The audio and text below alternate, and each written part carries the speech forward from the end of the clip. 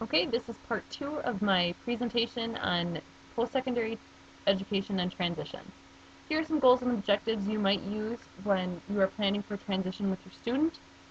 This one says the student will research and apply to at least 2 colleges with all application requirements completed before March 15th of his or her senior year. Some objectives that might help your student meet this goal include the student will set up meetings with and participate in meetings with the Student Disability Center at no less than 2 colleges to discover what services are available to him or her. The student will set up and attend campus tours for at least 2 colleges he or she is interested in. And after choosing which colleges to apply to, the student will research the application requirements for the chosen colleges and create a checklist with all the requirements.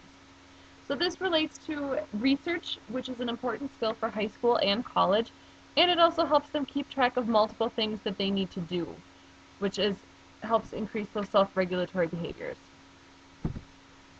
Another goal that you might use is that when assignments are due, the student will turn in all assignments on time for all classes. Some objectives that might help your student meet this goal include the student will create a study schedule using Microsoft Word or Excel every week after receiving assignments from teachers. And after receiving the assignment, the student will complete a task analysis worksheet to determine how much time is needed to complete each assignment. So this relates to several academic areas, including time management, keeping up to date on assignments, turning things in on time, and self-regulatory behaviors so that students are more comfortable with independent work once they get to college. Some technology you might use when you're working with students who are transitioning to post-secondary education include computer and internet. You might use this with an online class if your student is able to participate in a dual enrollment situation. And you might also use the computer or the internet for your student to take practice tests or questions for the SAT or the ACT. You could use Microsoft Excel to create a study schedule to go with that goal that was just mentioned, and you might use Microsoft Word to complete written assignments. There are several evidence-based practices that work well for students who are transitioning to post-secondary education. For academic skills, you can use mnemonics, peer-assisted instruction, and self-management instruction. To build employment skills, you can use community-based instruction. This would probably be most appropriate for students who are hoping to obtain job skills once they're in college. To increase social skills, you could use response prompting. And to build self-advocacy skills, you can use the self-advocacy strategy, whose future is it anyway, and student-focused planning. Community resources that you might use could include a college representative from a college that your student is interested in. This person can explain the services available to the student. They can describe the degree programs that the college offers, and they can also help with the tour of the campus so that your student can decide if this is a college that he or she wants to go to.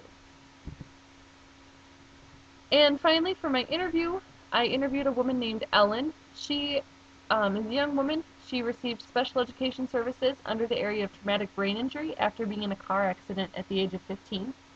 She graduated high school on time in 2005 and attended at Twin Cities University, where she graduated with a bachelor's degree in 2011. She currently works as a freelance writer and is a public speaker advocating for students with special needs. Based on her experience in high school, this is her advice for teachers. Know your students. It's very important that you know your students and what they want to do and what they hope to achieve in life so that you can help them achieve those goals. She also says to have the attitude that all of your students can or will attend college. This was something that she struggled quite a bit with. Most of her teachers had the attitude that their students were not going to college, so they were not sure how to help her get to college and be successful in college. And so her and her mom really fought for appropriate transition services for her.